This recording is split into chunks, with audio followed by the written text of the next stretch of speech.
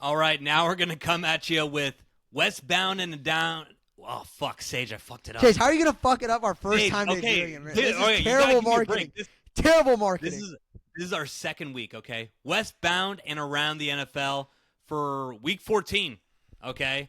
So, Sager, we got the new name for it. It used to be the fastest 5 minutes. We retired that. Now we're westbound and around the NFL. I actually like it. But, all right, let's dive into the game. Sage, this was Chase, not a Jamar week. touchdown. Jamar touchdown. Shut the fuck up. Swear to God, Jamar touchdown. All right, Here we go. Baby. We'll get into that a little bit later. We'll give you guys a little insight into why that's important.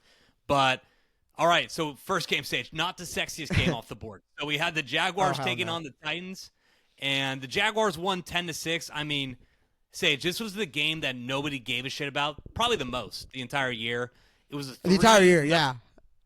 Yeah, it was 3-0 at halftime. The Titans were up. Titans were up 6-0 heading into the fourth quarter. Jaguars basically just scored a field goal, scored a touchdown, and they won the game. I mean, you had 2-10 Jaguars with no Trevor Lawrence up against, 2-10 Jaguars with no Trevor Lawrence going up against the 3-10 Tennessee Titans. I mean, if you were a sane fan of either of these teams, you wanted them to lose. Like, both these teams wanted to lose this game, and the reality is that somebody has to win the fucking game, so the Jaguars ended up winning it.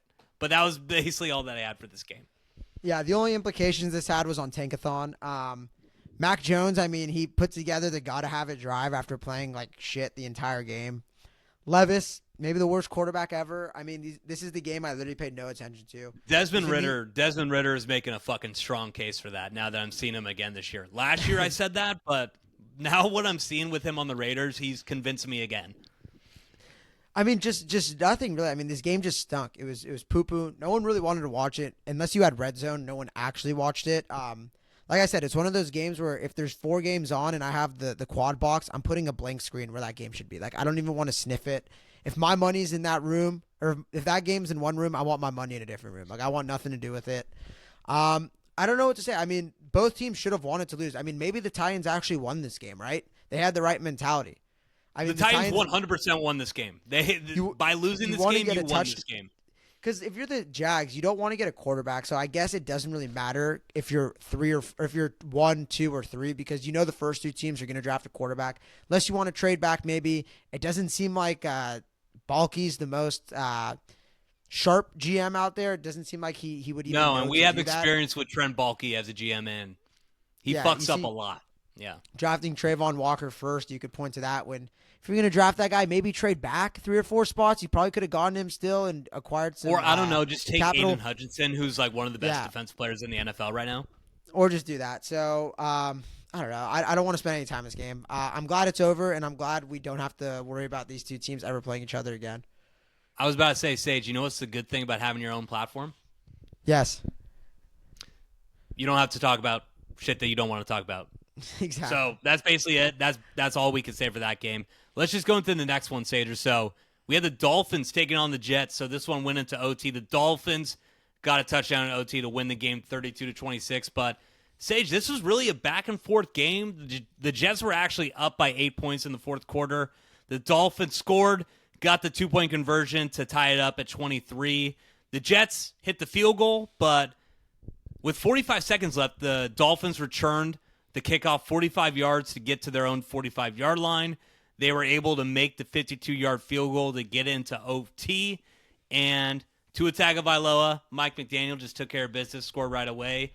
The Dolphins got the win, a much-needed one, Sage. I mean, they're starting to get up there when it comes to the AFC standings and getting into that 7th wildcard spot. Yeah. I agree, man. There's something wrong with them, though. I feel like there's something off. They just can't get that run game going. I said they have the most creative way to pick up 2 yards. Like they have like 3 guys in motion, like a tight end going, and then it's a handoff to Achain 2 yards. I think they averaged like 2.1 or 2.2 yards per carry this game. It was gross. It looks sexy. It looks like it should be fun, but it's just not. There's something clearly off with them. It's like Miami in general. It's like you see everybody looking so beautiful, and then you're like, oh, wait, hold on. These people probably hate themselves because they're so in shape and they have cocaine addictions. So I think the Dolphins are just example of what Miami is as a city. It's like the forgetting Sarah Marshall, right? It's you're doing too much. Maybe just like H-back dive up the middle. Not everything needs to be like a 6-motion end around. Like, how about just You just Raheem Mostert, compared Devin Mike Hodges? McDaniel to Kunu, to Paul Rudd Yeah. from. But seriously, that's what it is. It's like the pre handoff like motion, everything. Like, oh my god, this is about to be sick, and then 2 yards. It's like the sexiest way to pick up 2 yards. They do it so well. That 2.6 yards per carry happens so spectacularly. But I swear, like, you don't need to watch this game. If you want to know about this game, just go watch the last 3 minutes. This is all about the Jets. The way they botched that last drive was fucking hysterical. I mean, what was it? So it was like a minute or whatever left. The Dolphins have 2 timeouts. You're at the 25-yard line. You run for negative like 5 yards. Then Rodgers gets sacked. They use their timeouts. So essentially, I mean, you're still in field goal range. All you have to do, maybe a run up the middle, a quick slant, something. Instead, it's Rodgers to Devontae Adams. He gets out of bounds. You pick up 10 yards, gets out of bounds. So you basically give the Dolphins 50 seconds. You stay in bounds. You give them 16 seconds, and then you kick the field goal. By the time the kickoff happens, the game's over. You're basically betting on you making that 50-yard field goal. They totally botch it. The Dolphins have a high fly, power offense. Just get it to Ty Hill. And to start, they kicked the ball out of bounds, I think, and so you're already off, or they got a great kickoff. You're already up to like almost the 40. One play, they're in field goal range. It was just terrible by the Jets. I mean, they invent ways to lose. It's fucking hysterical. Rodgers looked decent this game, but I don't know, man. It's something about the Jets, and now they're officially eliminated, officially official. You look around the league, you see Sam Darnold looks good. You see Geno Smith has the Seahawks in first place in the NFC South. I don't know if it's the coaching, the fan base, if it's MetLife. There's something off with the Jets. You just can't be successful there. Week 14, people had Super Bowl aspirations for this team, and they're done. So, good riddance. I'm so done with the Jets. So I was about to say, I was about to say, we had this conversation with the Niners. There was people having this conversation about the 49ers, or whether they should just tank the rest of their season. The Jets got to tank, right? I mean, you got to shut down Aaron Rodgers. Now, yeah. I heard there's like a lot of reports coming out now that Aaron Rodgers is a warrior who's dealing with 3 to 4 injuries throughout his entire body. I mean, he's already trying to put these stories out into the media. But if that's the case, shut him down, try to lose as many games as possible, and get that number 1 pick, because that's all you really got to hope for now. I mean, I don't know what they're going to do with Rodgers next year. There's reports that he wants to still be out there. Apparently, he's remodeling his house in New Jersey, so maybe he's there for the long haul. Who knows? Like you said, Sage, I'm fucking done with the Jets. I was done with the Jets in week 3, bro. What? Did you see the documentary that came out about him last week? Dude, I didn't watch it, but some of the screenshots that came out of there are they're hilarious. You have to look it up. Yeah, it's like especially weird because it's like him with like African tribes like getting baptized again. So the entire documentary is basically to say how he recovered from his Achilles injury with ulterior methods, right? Like alternative methods. Yeah, essentially. Yeah, and his Achilles looks like shit. He can't move, so it's almost like it's like a documentary showing like why this guy made the wrong decision and not just going with the regular route to get your Achilles healed up. So they're a dumpster fire, man. They're a dumpster fire. With the Dolphins, so they're 2 games back of the Broncos for the 7th seed right now. Sage, this is their schedule the rest of the way. They're at the Texans. Home versus the 49ers. That'll be a big game for us, of course. And then they're at the Browns, at the Jets again. So that's their schedule. If you look at the Broncos schedule, they got – hold on one second. They got a home game versus the Colts, at Chargers, at Bengals, and then on the road at the Chiefs. So you got to say that the Dolphins have a lot easier schedule than the Broncos. They're going to have to make up 2 games, but they have a chance, Sage. They have a chance. I know that you brought up that there's something weird with them, but they've won 4 of their last 5. So they're starting to get heated up a little bit. They're winning games, and they have a solid opportunity to get back into the dance somehow. Yeah, it seems like they're just pulling them out by the skin of their teeth.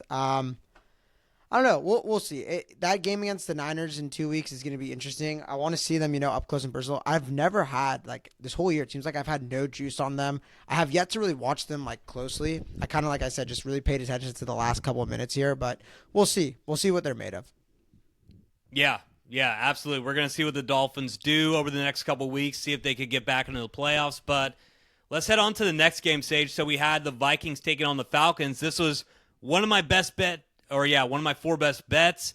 had the Vikings minus 5.5, and they won the game 42-21, and Kirk Cousins returned to Minnesota. I mean, Sage, it started out shaky for me. They booed the shit out of him. They did. I know. I'm surprised that they did, but the Falcons did go up 7-0, and then Kirk Cousins started to play like Kirk Cousins, and the Falcons had a turnover on downs, and Kirk threw an interception. At halftime, the Vikings had the 14-10 lead. It was tied up at the end of the third. The Vikings, Ray McCloud. Ever heard of this one, Sage? Ray McCloud of course. Fumbled a kickoff, and the Vikings took a 28-21 lead off of that, and scored another touchdown to basically take a commanding 2-touchdown lead, and they had it from there on out. Sage, if I'm the Falcons, you're now one game back of the Buccaneers, and you've got to be thinking about Michael Penix time. I mean, Kirk Cousins is just not doing it at all. He looks terrible. Yeah, I mean, Jays, I said when you took the Vikings, if there's one business I'll sign up to be in, it's the fading the Falcons business. And it's funny, they actually got a pass rush this game. Like, it wasn't like Darnold had all day to throw it back there, but it was 21-21 going into the fourth. And Sage, I was sweating it. As a guy who had Vikings minus 5.5, I was sweating. I thought I fucking lost that game. And then all hell broke loose. Everything turned awful, and they lose by 21 points, was it, at the end? I don't know if they scored in garbage time, but it looked like they got their asses kicked for a game that was close. I mean, the Falcons led at multiple points throughout the first three quarters. They kind of looked like the better team in the first half. And the Vikings, I guess they just figured it out. Like, just throw it to Addison, throw it to Justin Jefferson downfield. It always works. It literally always works. It's either a PI, which happened, I think, twice, or Jefferson and Addison are going to catch it. That duo, they're just burners. And they turned somethings into nothings. Sam Darnold, was it 5 touchdowns, 0 interceptions? Yeah, so I have the stat line right here. Career, weirdly. Yeah, probably the best game of Sam Darnold's career. So he went 22-28 with 347 yards and 5 touchdowns. I've had Justin Jefferson in my fantasy team all year. It's like they've been almost too cautious with giving him the ball. It's like, dude, just get the ball anywhere near that guy's direction. A game. Like how the Bengals use Jamar, the Vikings got to be doing that with that's Jefferson. what I mean. They really haven't. I mean, a lot of the time you see that Jefferson has about 8 catches for 83 yards, but if you just give this guy an opportunity on every single play, more than half the time he's going to come down with it. And that's what they did today, man. I mean, Sam Darnold played great. A lot of people are already having the conversation, is he in the MVP race? I don't know about that, guys. I mean, I don't know about that. Earlier in the episode, we just talked about how Brock Purdy shouldn't get all the credit for shit that's a little bit schemed up and having pretty elite weapons. So I'm going to do the same thing with Sam Darnold. I don't think he deserves all the credit, but he's not a pumpkin, Sage. Who? Kevin O'Connell, man. I mean, you look at what Kirk Cousins is without him. I called it earlier in the year. You said it. You said he was like Steve Young. You said Sam Darnold just needed that opportunity. No. I'm talking about O'Connell. Oh, okay. I was just fucking with you. But yeah, no, O'Connell's good, great, man. That guy's legit. I will say, he reminds me of Shanahan in a bit. You know, just being the Niners fan, I'm going to compare to our team. Like, he doesn't realize, like, when they go like that conservative approach, like they kind of did the first 3 quarters, like they did against against the Cardinals last week. They get stymied. They don't really look that explosive, but when they're aggressive, like backs against the wall, like it's time to score, and they just feed their receivers, get Hawkinson involved over the middle, like that offense is fucking scary. They can score with anyone, like when they're humming. I mean, you have Justin Jefferson. You have arguably the 2nd or 3rd best weapon in the league. I mean, on his best day, he's the best weapon in the league. So you just got to feed that guy. Addison's a great wide receiver too. You have a solid tight end. Aaron Jones, I mean, better game. At least he didn't fucking fumble this game. Unless he did, that I forget about. I don't think he fumbled this game. First time in 4 games he hasn't fumbled. So, I mean, that's like a positive sign. And just let your quarterback play. I get it. You're a little nervous. Your offensive line kind of has been going downhill a bit. You see it, more pressure on Darnold, but let that guy sling it, man. You're a dome team. You have speedy receivers. You should be a pass-happy team. Don't get conservative. Let him air it out. You have that defense. They play good with a lead. As soon as they got that lead against the Falcons, it snowballed. Started getting to Cousins, making him make dumb decisions, which he likes to do. I said, if they kept this stat, the Falcons have to lead the league in just dipshit decisions, dipshit plays. I mean, oh my God, bro. The going for it versus not going for it on 4th down. That one in the first quarter, they go for it on 4th down, when they're driving, have the momentum. Raheem Morris, you got to know, bro. Like, your defense looks decent to start. Like, just punt it. You have Kirk Cousins on 4th down. I don't care what the analytics say. Know your situation. I mean, I don't know. We got to talk about the Falcons because they're in the playoff hunt, but they're just a team full of dipshits. I'll fade them. And you know what I'm going to do, Chase? I'm going to fade them again. Yeah, when you compare them to they haven't covered a spread in like 6 weeks now. And me and you have just been fading them left and right. We have. I mean, I've been betting against the Falcons the past at least 4 weeks. When you look at them compared to the Buccaneers in the NFC South, they're just teams in opposite directions. The Buccaneers are winning close games, ascending. They're now 1 game ahead of the Falcons, as we brought up earlier. And the Falcons just look dead. I mean, they look dead. I don't see anything good coming from this team. The defense got lit up today. Kirk Cousins can't move around in the pocket. You do have some good weapons like Drake London and Bijan Robinson, but Kirk Cousins and what he is at quarterback right now limits what you could do with those two guys. I mean, so all the Niners fans out there watching this part of the episode, you want that? Do you want Kirk Cousins right now? Because that was a legit conversation a couple weeks ago. Last week, I mean, literally last week, that was a conversation. The fucking audacity of these people to just be like, yeah, just throw Kirk Cousins in there. We don't need to pay Brock. We'll just get Kirk Cousins. Shut the fuck up. Shut the fuck up. This guy's dead. It's not Kirk Cousins is cheap either. He's not cheap. If we're switching from this year to next year, but you're keeping it at Super Bowl or bust, if you're rolling out Kirk Cousins week 1, you're dead on arrival. You ain't going nowhere near the fucking Super Bowl. So let's just end that conversation now. I think they need to put in Penix because it's getting that bad with Kirk Cousins, and it's not going to be any worse. To be fair, they put him in, was it against the Broncos? Oh, my God, he looks so bad. Penix looks so bad. I mean, obviously, he's a rookie. I don't think – did he even have a couple passes? I mean, I think he only had like one 2, and he got pressured, and I think he just skipped it in there. But it didn't look good to start. Sometimes you could see it, in a play or two, just be like, he kind of has it, maybe not. But I'm not the type of person I like to write people off after their rookie year. That's me. Yeah. What happened to that, Sage? Yeah, look at Bryce Young in Carolina.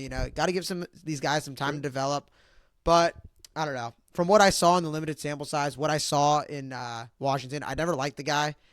He's a pocket passer. He's not really mobile. We'll see. I mean, but so is Kirk Cousins. Maybe you just need that change. Maybe you need that bump. We'll see. So the Falcons are going in the wrong direction. The Vikings keep on humming, man. I think they're 12-2 now. We've been saying this. Whatever the Lions are doing, they're just fighting, man. They're staying right with them. So and who knows? Undercover is such a terrible offseason for the Vikings. I mean, they had a player die. Their starting quarterback gets injured for the year. I think they had a couple Deweys. They had a couple Deweys. And just like right, best starts of the season in how long? So good for them. Good for the Vikings. So Sage, this was a tough one for you on Sunday. I think this was probably the game that. Yeah, so we had the Saints taking on the Giants. I told Sage, I said, Sage, why the hell you bet in this game? No one on either side gives a shit. He's like, hey, I got trust in the Rizzler. I'm like, all right, he's got trust in the Rizzler. The Saints won 14-11. Sage needed 3.5 to cover. Sage, I mean, the Saints had the 7-3 lead at half. That would have been perfect for you. You would have got that kicker and everything. But it was ugly. I mean, this game was fucking ugly all across the board. In the first half, there were 9 punts, 2 turnover on downs, and 2 missed field goals. So that's basically what happened. The Saints took the 14-3 lead. Honestly, looked like you were pretty good for a while, but Drew Lock found a way to get somehow into the end zone, got a touchdown, got the 2-point conversion as well to make it 14-11. Go look at that 2-point conversion, too, if you haven't seen it. For all you Saints 3.5 bettors, it'll infuriate you. Oh, my God. Pissed me off. Tipped by 2 Saints defenders and just fell in Malik Neighbors' lap. And then they tackled him into the end zone. It was just such bullshit. I mean, we could do the Saints conversation. We could do the Giants conversation. Both teams are fucking garbage. Both teams are straight garbage. But hold on, Sage. So there was still a little bit left in that game, though. So it was 14-11. The Giants somehow got the ball back after Drew Lock intercepted the first comeback drive.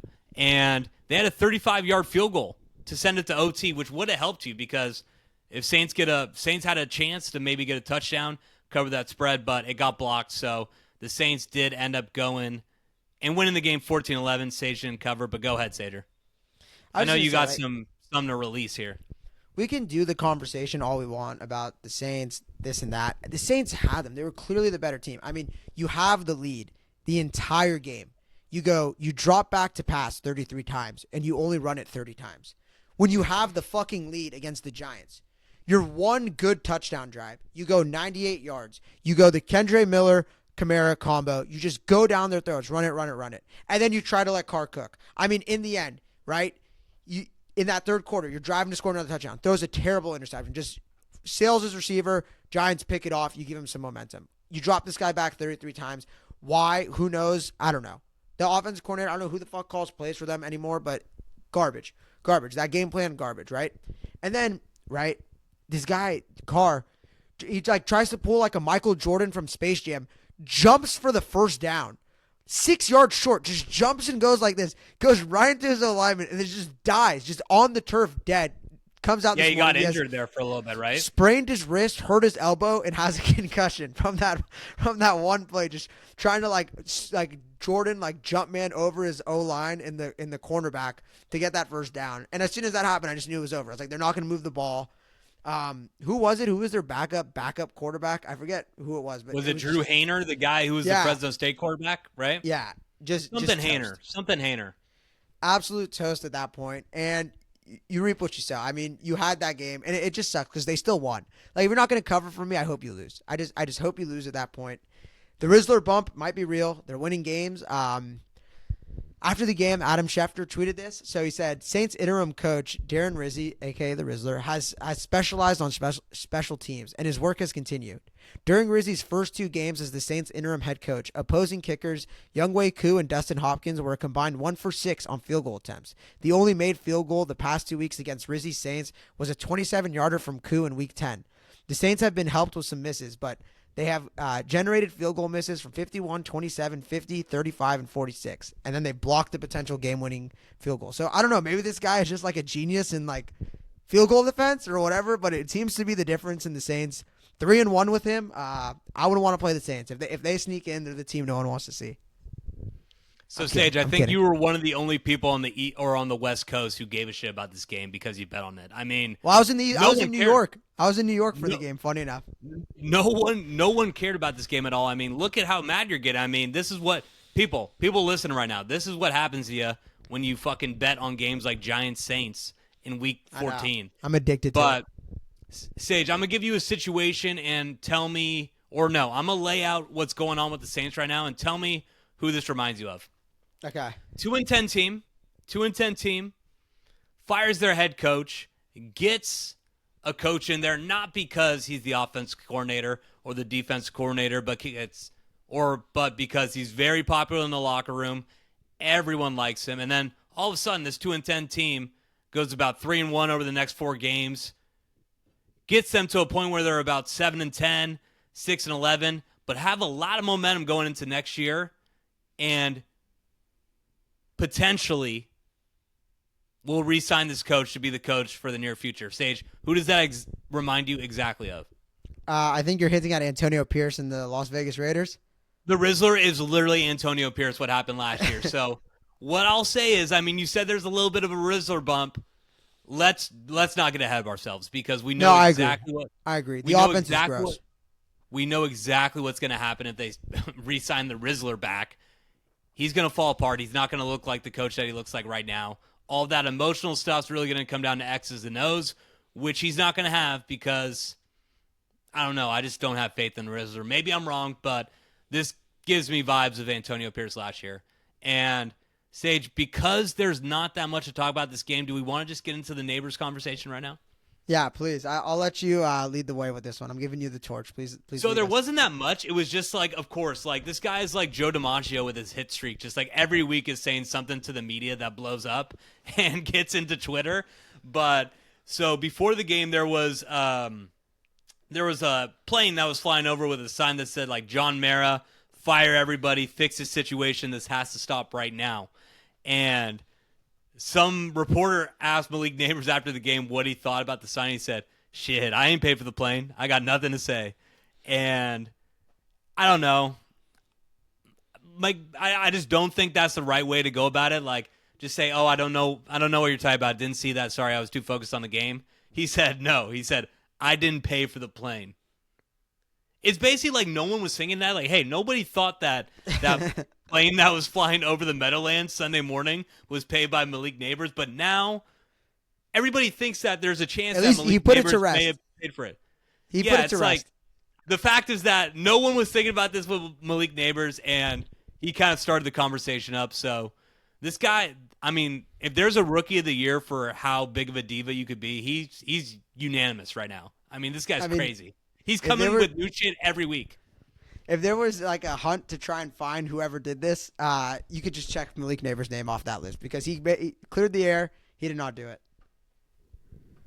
Yeah, so, I mean, I don't know, Sage. That's really all I had this game. I had no connection to this game. I think you were the only one. Anything else? I'm ready for the next one. All right, so the other one was one where I got burned, Sage. So there's no worse feeling when you lay 12.5 points and you know after the first quarter that you lost and that it's going to be a close game and you have no shot to cover. So the Eagles the Panthers were taking on the Eagles in Philadelphia. The Eagles got the win 22-16, but Sage, I mean, it was close. At the end of the game, Bryce Young had a drive to win the game. I think it was Xavier Legette. My boy. Looked like he caught the ball at the 1 yard line. No one touched him, and that he walked into the end zone for the touchdown to put them up 1 point. But turns out that he dropped it. The Eagles were able to stop them on 4th down a couple plays later, and they got out of it with the win. But Sage, not convincing for the Eagles at all, and they had a lot of drama after the game. Yeah, I'll start with the Panthers side of it, just because they deserve our respect. I said, as a Panthers fan, when you see Legette drop that ball, it's got to be the Drake meme when like Katie gets hurt, just like the fake mad, because you won that game. You hung with the Eagles. It wasn't fluky at all. I mean, there was a few fluky plays like that 4th down conversion to Thielen, whatever you want to say. It's how the ball bounces. It goes both ways, right? Yeah. You're a little mad you lost, but you should be happy.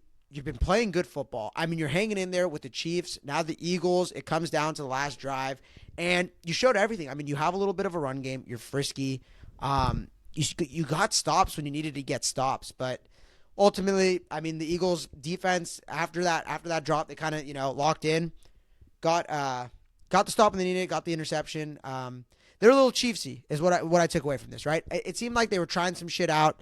Passing the ball more than they should. It should have been a run-heavy game plan. They kind of, went to the pass game. But when they needed to, they kind of locked in, got to have it drives. They scored twice, when they had to have it. And I don't know, man. Philly's good. I'm not going to say that I'm confident as I was last week, but a win's a win. You see it with the Niners. They don't always win. You take a win however it comes.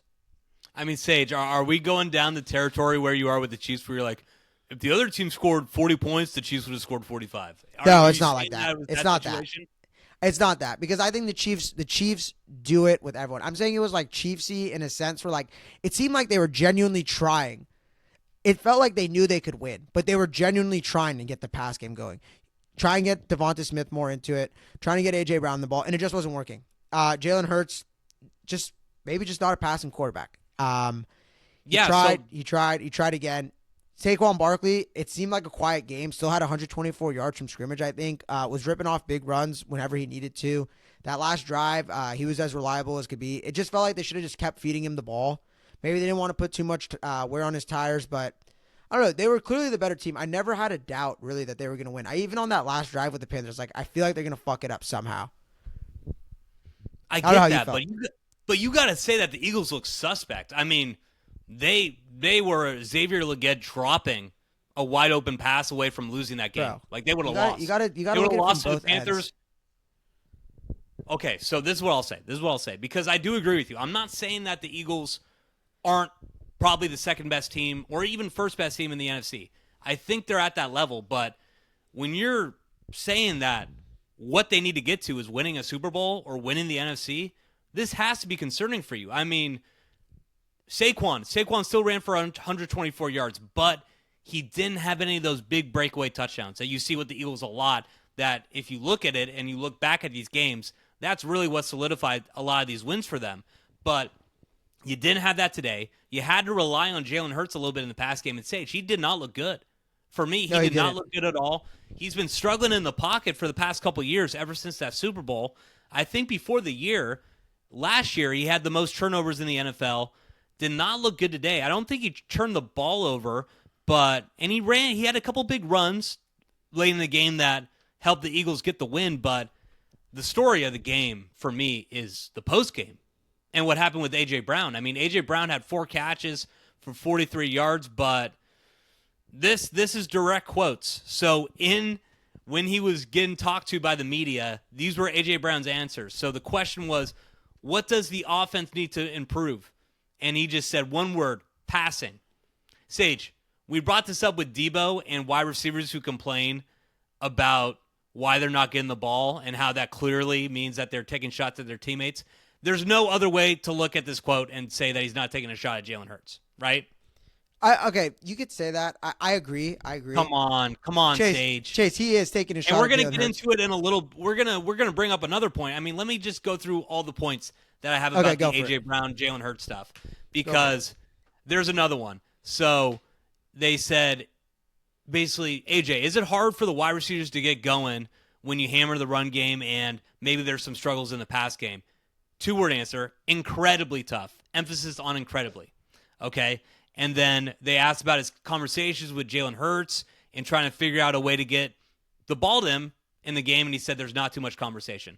So Brandon Graham, this video came out today, talking about Jalen Hurts and A.J. Brown, because we've heard this in the past. I think this happened last year too, where A.J. Brown was a little critical of him in the media after games, and he brought up how Jalen Hurts is trying and that A.J. Brown really should try to hold this shit back in after the games because it makes them look bad and it makes this a discussion around the team and makes it a distraction. So it seems like there's a lot of smoke here and that there's actually fire too, Sage, because it looks like it. And then Brandon Graham saying something like that almost confirms that Jalen Hurts and A.J. Brown have beef. Okay, so I'll say this. This is my initial thoughts, right, after the game. I said, reading the quotes, like seeing the mood in the locker room, how Sirianni responded, I said, I love the mentality in their locker room. Like, genuinely. Like, what do I say when the Niners, like, eke out a close win against a shitty team? I say, it's good to get the win, but you never accept anything in a win that you would in a loss. And, okay, despite winning, how they won, they were still pissed. Like, it looked like a funeral in that locker room. You get those quotes, whatever. They keep saying, like, Jalen Hurts, the standard is the standard. They want to hold themselves accountable, play to that standard. I mean, I was okay with that until the Brandon Graham quote comes out today. So I have the quote here. So the exact quote is, I know 1, Jalen Hurts is trying, and 11, A.J. Brown could be better with how he responds to things. They were friends, but now things have changed. I genuinely think, like, there's turmoil. I think that there's, I don't know, hatred, but there's a bit of... I don't know how you could see A.J. Brown getting talked to with the media and not think that there's something clearly going wrong. Sometimes it's just motivation, but now that a teammate, someone who's still on the team, comes out and says it, Brandon Graham, is out for the season, might retire, maybe promoting his podcast, getting the soundbite of the week out there. Did he get it. Little Little maniacal, whatever. Philly fans, you might want to look past that. I wouldn't. If that was on my team, I'd be pissed. You see Debo say that on Cleats and Convos, I'd be pretty upset. But it's a little concerning. I mean, I said the 2 red flags for this game. Might take both spots on Cleats and Convo for that. I said the 2 red flags for this game is if someone could stop the run, that pass game, asking if Jalen Hurts is tough. He scares me because he scared me against the Panthers, and God knows they're not a good pass game. And then Jake Elliott. Jake Elliott hasn't hit a 50-yard field goal all year. Missed one today. It's mental. It might pop up in the playoffs. Whatever. You got to get there first, like into a big moment because they've been dominating all year. It is worrisome. Going back, it is worrisome. I mean, if your quarterback and your star receiver, who when you look at the numbers with A.J. Brown on the field versus off the field, they don't like each other. They don't get along. Even with Saquon. Like, you see the offense with A.J. Brown versus without. You got to make it work. I mean, it seems like it starts with Sirianni, the way he talks to the media, the way he is with the fans. It just seems like there's a lot of tension, a lot of emotion in that locker room. There's no cool. They're not an even-keeled team. I mean, I got to give my respect to Jalen Hurts. He's very even-keeled. It's like I almost imagine that A.J. Brown just must think he sucks because I can't imagine Jalen Hurts being a dick or being an asshole with how he is, like, in the pressers, like how he talks to the media, everything. Like, he seems like a very, like, even-keeled guy. So I just think, like, maybe A.J. Brown just thinks he sucks and needs to get him the ball. You see it. A.J. Brown's one of the top 5 to 10 receivers in this league. He's a stud. So I kind of get when it's frustrating. Like, you could go for, like, 181 game and then, like, 30, 40 yards the next. But as far as Philly goes, coming off that win in Baltimore, you got the Steelers next week. It was a total letdown spot. You're just happy that you got away with the win. Yeah, Sage, I don't know. I think that's a bad news for the Eagles. A.J. Brown, that's not what you want to do right now. That's not what you want to do right now when your team's humming and looking like they may get back to the Super Bowl. So I don't know. That's just me. We'll see. We've seen them recover from this in the past. But let's go to the next game here, Sage. So we had the Browns taking on the Steelers. Another one of the L's that your 4 best bets took. The Steelers won 27-14. I mean, Sage, you had opportunities here. I won't say that it was a terrible call by you. The Steelers were up 13-7 towards the end of the first half. The Browns missed a 38-yard field goal. And then once again, Dustin Hopkins on the first drive in the second half missed a 43-yard field goal. Right after that, the Steelers scored to make it a 27 game. And really, from that point on, I think they got it eventually to 27-7. But you did have a chance. You had a chance to cover, Sage. Cordero Patterson fumbled when the Steelers were up 27-14 with 5 minutes left. But then on the second play, Jameis threw an interception, and that basically cooked you right there. But even though you were down 20 points at some point, you did have a chance to cover. I don't know. I'm really just looking through the lens of this game as your bet, not really what it means for the Steelers or the Browns. But yeah, I mean, the Steelers took care of business. They haven't. The Browns haven't swept the Steelers in over like 20 years. So I just, as far as the bet goes, I just bet the number with that AFC North. I like taking the spreads, taking the dogs. But I guess the implications of the game, Jameis, God answered his prayers, delivered him from pick sixes, but just not picks, I guess. Those need to stop. I don't know, man. I need to stop. God can't give you everything. Yeah, I need to stop linking my money to Jameis because it's such a fucking roller coaster, you do, man. Yeah, we had it on the Broncos last week, and my heart was racing the entire game. And then of course he Jameised at the end. 2 weeks ago, I was at the Steelers again. I mean, I had the Browns. I was scared shitless the entire game, and then he finally puts it together. It's just too much, man. Like, I got to imagine, I never did meth. I never did, like, hardcore drugs. Betting on Jameis Winston has to be the next closest thing. It's, like, just, like, the shot of adrenaline, like, hook me up, whatever it is, like, crazy pills, whatever you want to say. Like, I don't know. I'm done with it. I'm quitting the Browns. I'm quitting Jameis. I might be quitting the AFC North because I feel like I was so good at betting the AFC North. I made my money. It's time for me to regress to the mean. I think I might just take my money and run here, but not really much to say. The Steelers look good. Steelers, even without Pickens. Mike Tomlin said after the game, like, we're not relying on one person, as people may have thought. People may have thought, like, Pickens is their only receiver. Not true. I mean, they get Mike Williams going a bit this game.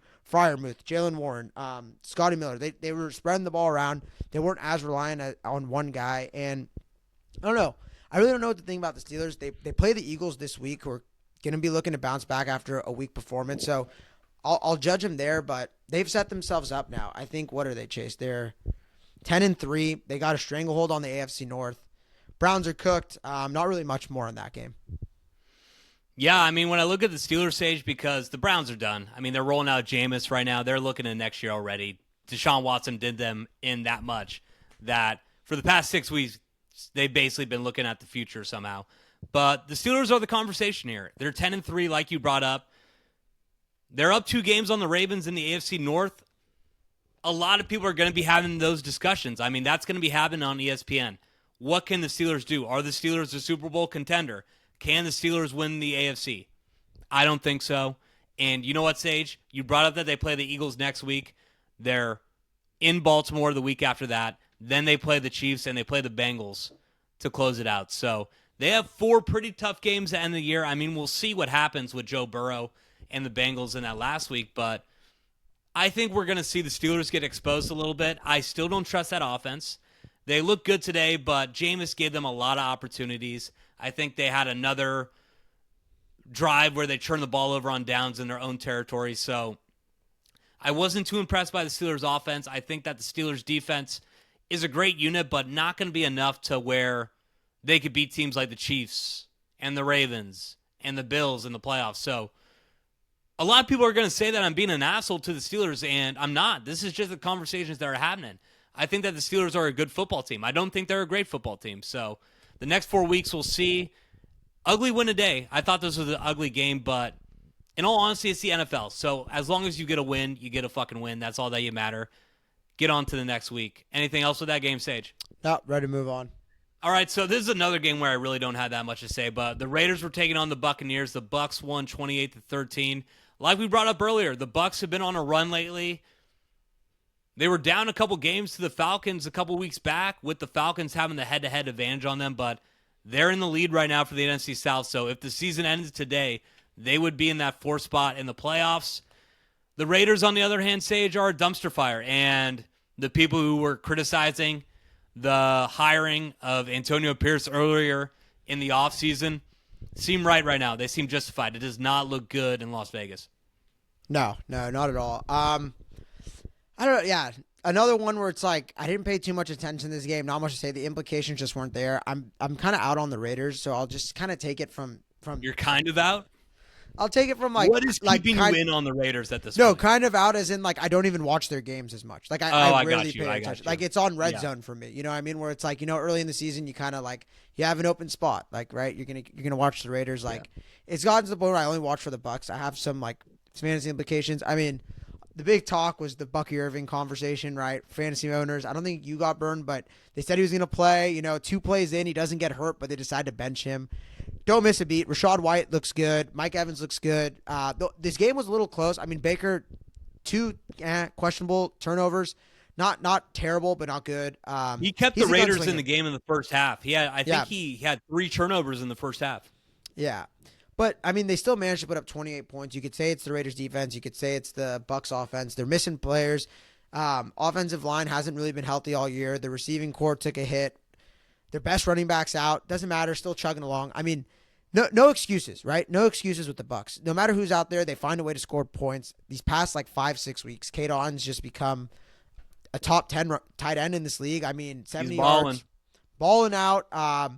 The Bucks are the team I feel like no one really wants to see. They're not the team that could win a Super Bowl, but they're the type of team I feel like could win any week. I mean, look at some of their wins. They beat the Eagles this year. They beat the Lions this year. That offense could hum. When they're healthy and they're ready to go, they can hum. They can't win a Super Bowl, but they could win a playoff game or two. That's where my thumb is on the Buccaneers. Yeah, so I don't see that. I mean, seeing they them already win beat 2 the playoff Lions. games. They already beat the Lions. I don't see them winning 2 playoff Eagles. games at all. I mean, look at the other teams in that NFC playoff picture, Sage. You got the Packers, you got the Vikings as wildcard teams. I mean, would you rather see them than the Bucks? So it's the playoffs. I mean, I get it. Especially this year with the records lining up, you're going to get good teams across the board in the playoffs. But I'm not too impressed with this Buccaneers team. I do have a couple more points on the Raiders before we hop off this game. This McConnell, Desmond Ridder, Gardner Minshew quarterback situation is the holy trinity of shitty quarterbacks. I mean, I don't know if I've ever seen a more desolate quarterback situation here because maybe you brought in a guy like Ridder and O'Connell as young quarterbacks who could potentially be franchise guys. They're not. I'll fucking spoil it to you right now, Raiders fans. Those guys are not franchise quarterbacks. Gardner Minshew, we know what he is, but the fact that you have Antonio Pierce to go with these 3 quarterbacks is disgusting. There is one silver lining, though, for Raiders fans. Shadur Sanders hit him with another thank you God after the game, Sage. So have you heard about this one? Yeah. So have we talked about this? Have we talked about this on the podcast at all? What, Shadur, like the tankathon or what? Thank you God? How every time they lose, he says thank you God. So basically, every time the Raiders lose, and I think it comes out 30 minutes after they lose, so it's pretty clear that he's talking about this. But does this mean that he wants to go to the Raiders? Does Shadur want to go to Vegas? I think so. They have the 2nd pick in the draft right now, right? If it were to end today, they have the 2nd pick. It's lining up like it. I think they're close to, yeah. So let's see. Tankathon draft. It's either them. The Raiders have the 1st pick. They edged the Giants out on strength of schedule, .536. So they have the 1st pick. Giants are 2nd. New England's 3rd. Carolina 4th. Man, Jacksonville went from 1st to 5th. That's gross. Yeah. So Sage, let's be honest. We're getting close to we're on Tankathon right now. Here. That We got to run through these games right here. So we had the 1 o'clock slates. We had the Seahawks taking on the Cardinals. Sage, this was one that killed me.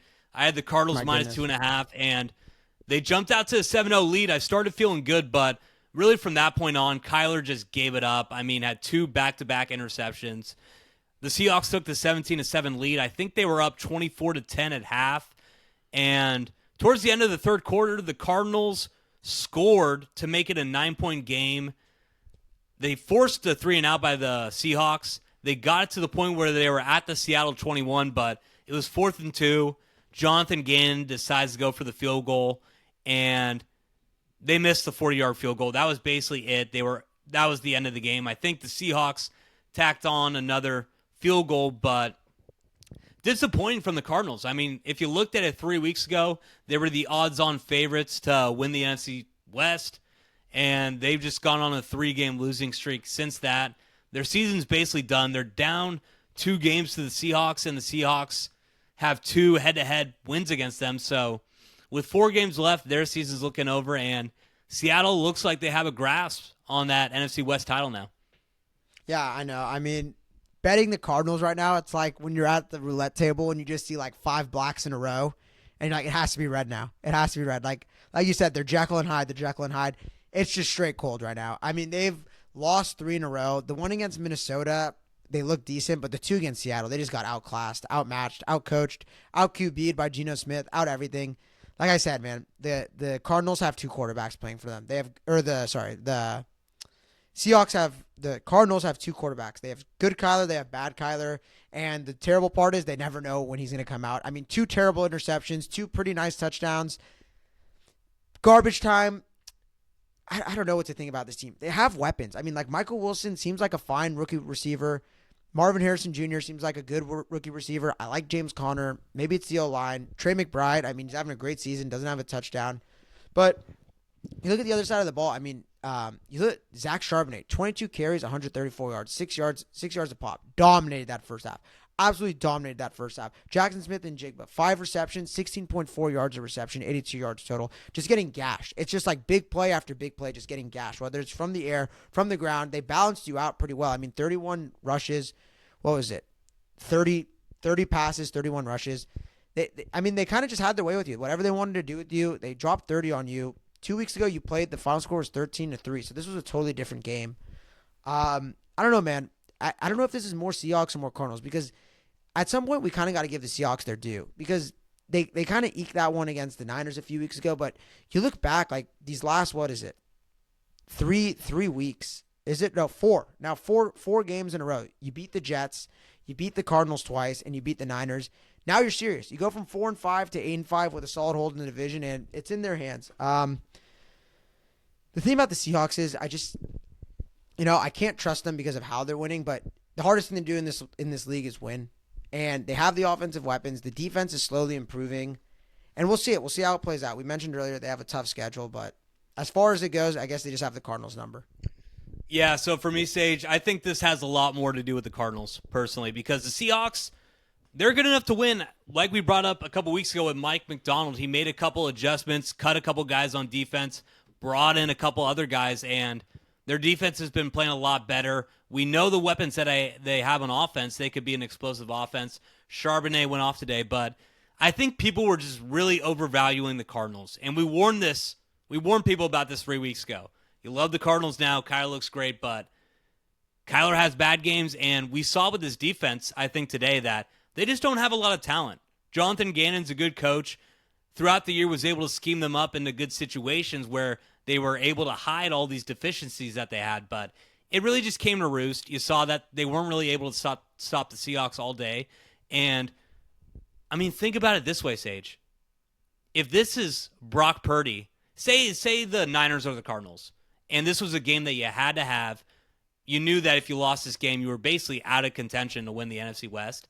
If Brock Purdy just threw 2 interceptions like we saw Kyler throw in that first quarter, he would be getting lit up in the SF media today. So this Kyler Murray escapes a lot of criticism for being a first overall pick. This has been something that we've seen with Kyler his entire career. He's inconsistent, and there's a lot of times where he loses you the game in the first quarter and you just don't know it yet, and he fights you back. He puts you back into contention later in the game because he's so talented, and we see what he could do with his feet. He has a great arm. He's a great pocket passer. He's a nightmare for defenses to scheme up against, but these couple of mistakes that he makes early in the games really just digs him a hole that is too big to get out of, and that's what you saw today. So I'm not going to give the Seahawks too much love because I don't see them doing anything in the playoffs. I mean, they're the 3 seed, I think, right now. The Seahawks ain't doing anything. I don't take them seriously at all. They're not making an NFC Championship game. They're not making a Super Bowl. So if anything, I think you got to say that I give a little bit more credit to the Cardinals fucking this up than the Seahawks winning it. But let's talk about the two. The Seahawks can make the playoffs as the last thing. The Seahawks can make the playoffs as the 3 seed, and they'll be the 7th best team in the NFC playoff picture, in my opinion. But we could go ahead and move on. Yeah, so let's move on, Sage, because these were the 2 best games of the day for me, by far. So Before we hit the Sunday night game, I think this was the best game of the year. that I Of the year, watched. yeah. Okay, I was gonna say that. Like, not just the week. Like, this was the game of the year. It Yeah, was awesome. so the Bills took on the Rams, and Sage, this was back and forth. The Rams won 44-42, but really, when you look at a game like this, I don't think that anybody lost this game, because if you're the Bills, maybe you have some concerns about what the defense did, but for me, I think this is more positive, if anything, for the Bills, because the defense had the worst game they possibly could. I mean, Sean McVay threw the kitchen sink. Puka Nacua looked like the best wide receiver we've seen all year. Matt Stafford was humming. They could not stop this Rams offense at all. I think every single situation where Josh Allen and the Bills tried to get them back into the game, the Bills defense gave up a touchdown. So that's the bad part about it, but you played a great team across the country on the road. Your defense had the worst possible game, and Josh Allen kept you in that motherfucker to the very end. And this guy is the best player in the league. If you're still on that Saquon MVP conversation, That died. That died. Get Sunday. the fuck off it right now, because there's no debate. This guy is the MVP of the NFL. He's the best quarterback in the NFL. We're going to shout out Patrick Mahomes, but this guy is doing things that I haven't seen at the quarterback position, and I've been watching football for 20 years. So the Rams won. They kept their season alive, but Josh Allen, man, I feel like he was still the story of this game for me. I mean, dude, he's doing it with Khalil Shakir, Amari Cooper, Mac Hollins, like Ty Johnson, James Cook, who seems like he may have lost his job. I'm not too sure about that. Curtis Samuel. I mean, they just didn't run the ball at all. They just didn't run the ball at all. But it seems like, I said it like 3 weeks ago, it seems like they've turned the tide where like they want to be just a Josh-centric team. Where in the first few weeks, like they were trying to go James Cook more, but now they realize like they weren't like scoring when they were doing that. Like they win games being a dynamic offense. I mean, I swear to God, I was thinking about like that Rams-Chiefs game, a few years back, that notorious high-scoring game where like I've never seen such like a Superman performance by a quarterback for them to lose. But like you look at Mahomes had prime Kelsey, prime Ty Hill, like at that time, Kareem Hunt. This guy is really doing it with like B to C level players. I mean, 42 points against that Rams defense. And there was that, obviously, the false start that's going around, making its way around that the refs missed. Would have given Josh a chance with the ball, would have been up or down 5 to go get a touchdown and score. I mean, like you said, it burns because now the 1 seed's basically out of question. It's out of play. You basically have to I don't think so. We're going to get into it. I think the Chiefs are going to drop a couple. But they'd have to drop 3, right? I thought it was just 2, no? How many? So the Bills are what? Okay, yeah, it would just be 2. 4 losses or 3 losses? No, they have 3 losses, but yeah, it's tough because I assume the Bills win out. Chiefs have to drop 2. We'll see. I mean, the Chiefs, they have like that voodoo magic that we like to talk about. But so you're putting Josh over Mahomes right now? Yeah, how can you not? I mean, I'm getting to that point. I'm really getting, and I've. Go ahead. Go ahead. Okay, so basically what I'm saying is that when you look at Patrick Mahomes right now, he doesn't have any tackles. I mean, this guy's getting pressure on every play. He is similar in Josh's situation where he doesn't have number 1 talent all across the board. So even though the stats are down, I think Patrick Mahomes is still playing great football. I think he's 1 or 2. I mean, the thing is that Josh Allen is just lighting it up without a lot of star talent around him. Buffalo came into this year, everybody was labeling it as a rebuild year. And this is probably the best I've ever seen the Buffalo Bills play football. And that's because Josh Allen is the best Josh Allen we've seen. I will say this. So I think he's number 1. I got to say that he's the best quarterback in the NFL right now. I will say this, and it's a very underrated part about the Bills that you see hindering the Chiefs last night. That Bills O-line is solid. Like, they keep him upright. They keep pressure away from him. Where you look at the Chiefs, that left tackle situation is a fucking nightmare. And Mahomes doesn't trust his blind side, and it's kind of hindered him all year, where, like, last year, like, they didn't have the weapons, but they had a good O-line, so they gave him time to make plays. You kind of see that with the Bills. Like, you give Josh enough time, like, he's going to get the ball to guys like Shakir. I mean, that touchdown to Mac Hollins, oh my God, the window he fit that in was beautiful. His touchdown runs, the guy just does it all. I mean, he really is, like, he's a one of one. He's a unicorn. He's everything you imagine. Like, it was so funny, like, just as a Niners fan, you look at, like, the juxtaposition of, like, last week versus this week. You come off the game where it's Purdy and Josh Allen sharing the same field. You can't pay Purdy. Look at him in the snow. Like, you look at Josh Allen in the snow, like this and that. You want to pick him apart compared to Josh. And then you look at him this week compared to Caleb Williams. It's like, oh, my God, Purdy's the quarterback of the future. You got to pay him, extend him now. And it just shows you, like, when you share the field with a guy like Josh, I mean, like, he made Matt Stafford look pedestrian. Like, Matt Stafford had a great game, but it was more about Nakua. It was more about Kyron Williams. Where you look at the other side of the ball, it's all about Josh. I mean, Josh was the headline. Josh dominated the game. Like we mentioned, the highest fantasy points by a quarterback in NFL history, 60 in standard leagues. That's fucking insane. Just a one-off performance by a one-off quarterback. It's about time he got his flowers. An MVP season was long overdue for this guy. I'm happy if everything goes the way it should go, he's going to get it because this guy deserves the respect. I hope he could cap it in the playoffs. On the other side of the ball, I swear to God, I don't know if there's a harder team to put your thumb on than the Rams. Like, they are so hot and cold. You just never know what they're going to get. Like, this week, I called it last week when I said they were struggling versus the Saints in that first half. In that second half, what'd they do? They spam Puka Nacua. They spam Kyron Williams.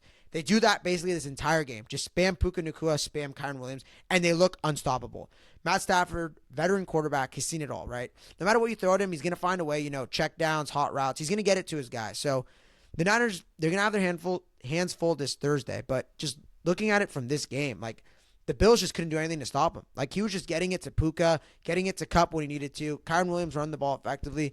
That's a scary offense, man. I mean, so Sage, this is what I'll say, ahead, Sage. Yeah. So, like you brought up, we play them on Thursday, so we're gonna dive deep into the Rams coming on Wednesday.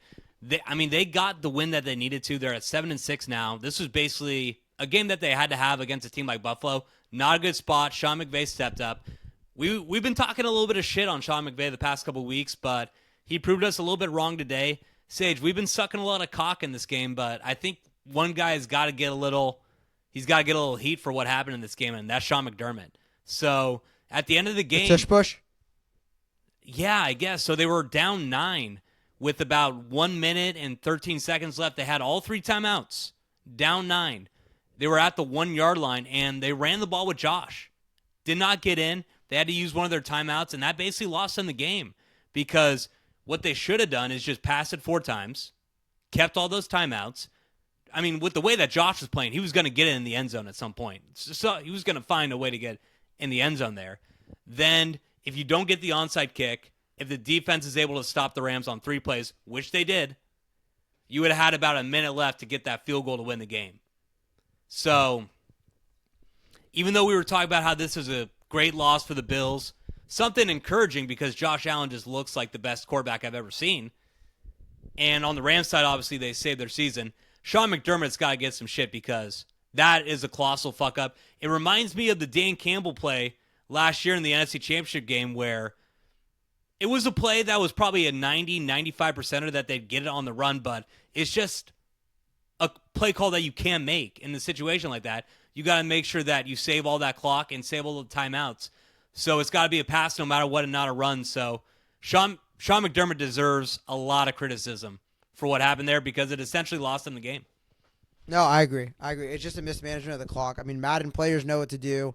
McDermott's had his fair share of fuck-ups, and Josh just seems to bail him out. You see it, like when you want to fire a good coach who doesn't have a bad quarterback, and then when you see a great coach or a great quarterback who has like a coach like this, and it's like, what's holding him back?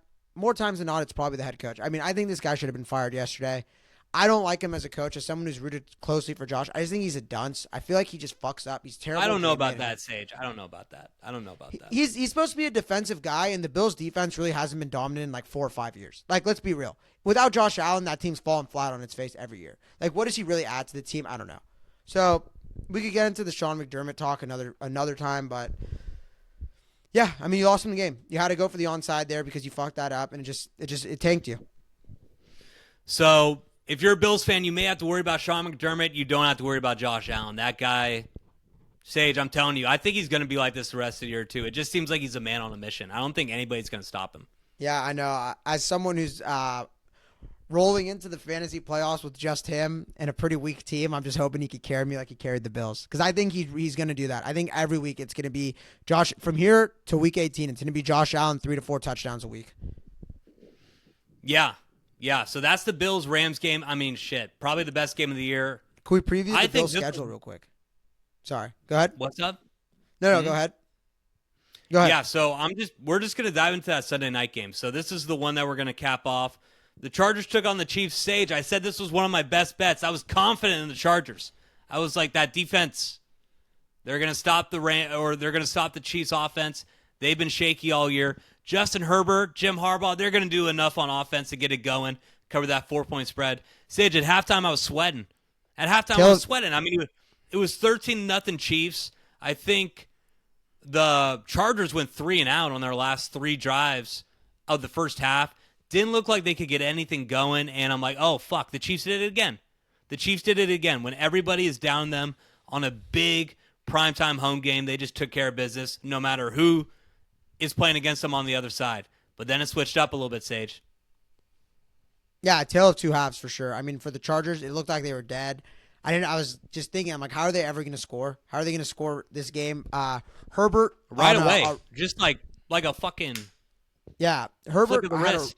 I think it was in the first half. Had that rollout, got leveled, got hit in the knee, got hit up top. I didn't think he was going to come back. I mean, the guy's a warrior, whatever you want to say. Played a clean game as usual. No turnovers for him. Patrick Mahomes same, but I mean, the Chiefs just show you why they're the best in the business. They show you why they're probably going to win their 3rd Super Bowl. Why no one's been able. Stop. What? Stop. Okay, so this is what I'll say. Oh, let me finish my point. You finish off. You finish off, and then I'll. No matter how the deck is looking, no matter what you want to say about them, they just find ways to win, man. I think every other kicker hits that kick off the upright, it's bouncing left. For the Chiefs, it just bounces right. It's how it goes, man. It's just how it goes. The Chiefs always find a way to win. If the Chargers put up 30 that game, the Chiefs are going to put up 31. It's just the business they're in, how they operate. They're not in, we're going to embarrass you. They're not like the Lions. They're not like the Bills. They just grind out games, find how to win. That's what they do, man. And they got 2 good running backs now. I think Kareem and Pacheco, they got something there. The receivers are getting better. They got Juju back. They're going to get Hollywood back. I just think, I don't know, and especially coming off 2 weeks where the defense has struggled, they looked better this week.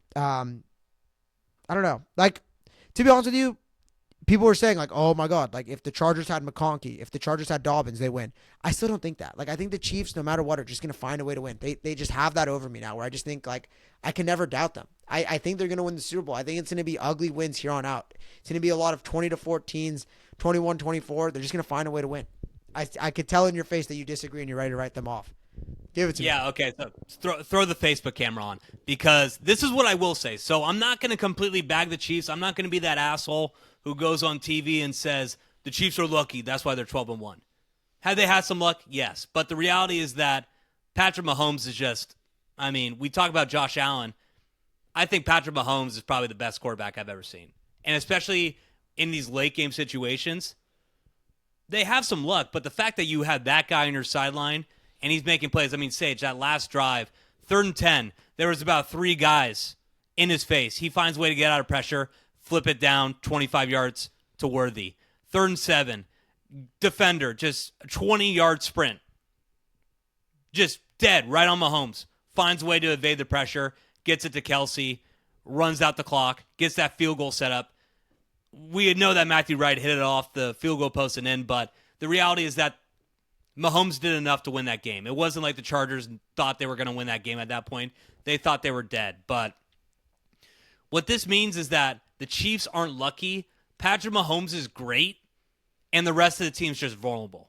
I mean, Sage, this offense is not that good. They can't put up more than 25 points a game. I think they're the least explosive offense in the NFL. I actually saw a stat like that. Like, when it comes to explosive plays, they have the least in the league.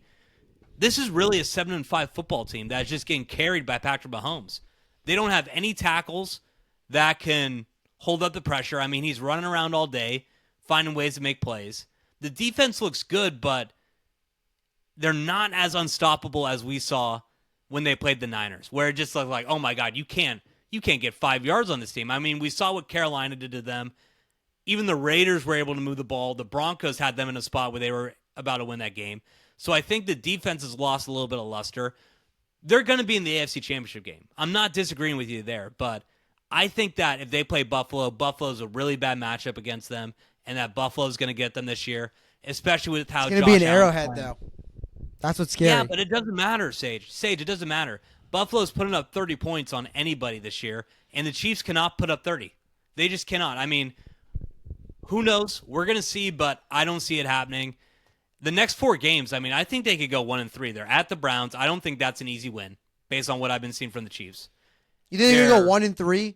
Bro. Hold on. Be so real. think about this. I think there's a chance. I'm not predicting it. I'm not predicting it. Okay, I'm saying there's a chance they could go 1-3. There's a chance they go 1-4. Okay, well, don't be a smartass. But you know what I mean. Sage, they had to go to OT to beat the Carolina Panthers and the Tampa Bay Buccaneers. They should have lost to the Raiders and to the Broncos. There's no easy win for the Chiefs right now. So that's why I think they're vulnerable. They played the Texans. I think C.J. Stroud could get them. And then at Steelers, at Broncos. Those are both tough games. So I think might not be playing for anything week 18 too. So well, we'll see. I mean, I expect Buffalo to stay right on their heels. I think Buffalo's probably going to win out. And if the Chiefs drop a couple games, you don't have that 1 seed anymore, and you have to go play. And you have to go play in the wild card rounds. So I'm impressed with Patrick Mahomes. I'm not saying he's lucky. I'm not going to be that guy. And Andy Reid. Saying, yeah, and Andy Reid's probably the best play caller in the NFL right now. The Chiefs are back-to-back Super Bowl champions for a reason. They're 12-1 for a reason. I'm not saying it's luck, but they're vulnerable. They're more vulnerable than the Chiefs have ever been. So I don't see them winning the Super Bowl this year. They're like the Bulls, right? The organizations win championship. No, they're not. No. I'm saying it's like it's not their players that are doing it. It's their structure and their culture. It's Spags, it's Reed, and then it's Mahomes, obviously, who's one player. But the way they do it, man, it's just like it's so unimpressively impressive. Is like the way to do it. Is like the way to say it, right? Like that's a good way to put it. It's limp dick, but they always find a way to do it. And you just like you said, like that pass that Mahomes had in the fourth quarter, off his feet, both feet in the air, like twisting to his left on a dot, just like. Only he's two quarterbacks, man. He's fucking incredible. In the league could hit that. I texted the group chat right after that. I said, simply the best. Yeah, exactly. I remember that. No other way to describe it. So do you know who Buffalo has next week? No. They're at Detroit. That'll be great. Coming off a loss. Is that a Sunday night, Monday night, or is that like a 1 o'clock slate game? 1:25. Dude, the 1:25 slate next week is fucking insane. So I just pulled it up. So it's Eagles Steelers is one of them. So it's Eagles Steelers, Bills for Pennsylvania, Bills Lions, and then Patriots Cardinals. So we got a stacked 1 o'clock slate.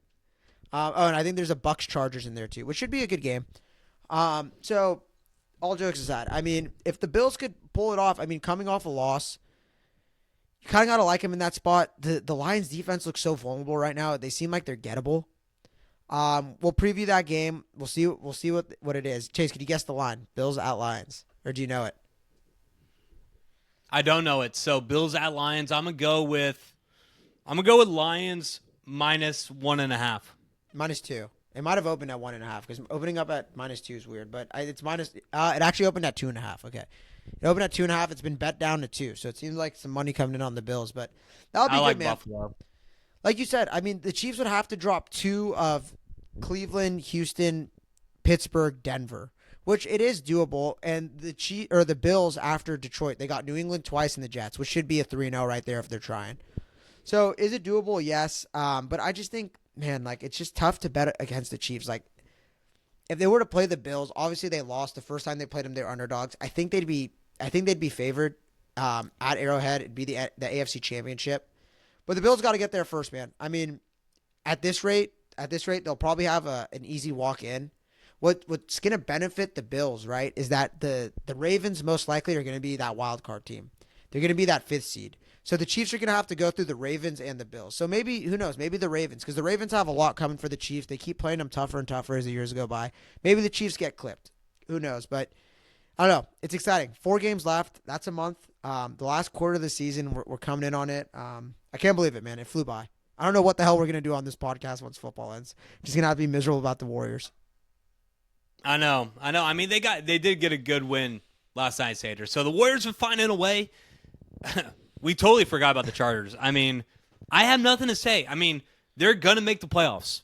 They're probably going to be the 5th or the 6th seed. That offense looks so They're bad, not going anywhere. They're not going anywhere, okay? That offense. If you're a Chargers fan, just be happy that Jim Harbaugh is doing great. He's already built up the line of scrimmages on both sides for you. You have a franchise quarterback like Justin Herbert. You're going to be in the conversation in a couple of years, just not this year. That's all. I agree. That's it for me. Okay, so that's going to be it for Westbound and around the NFL. Hey, didn't fuck it up there, Sager. But, yeah, we're going to probably come to you on about Wednesday. We're going to preview that 49ers-Rams game.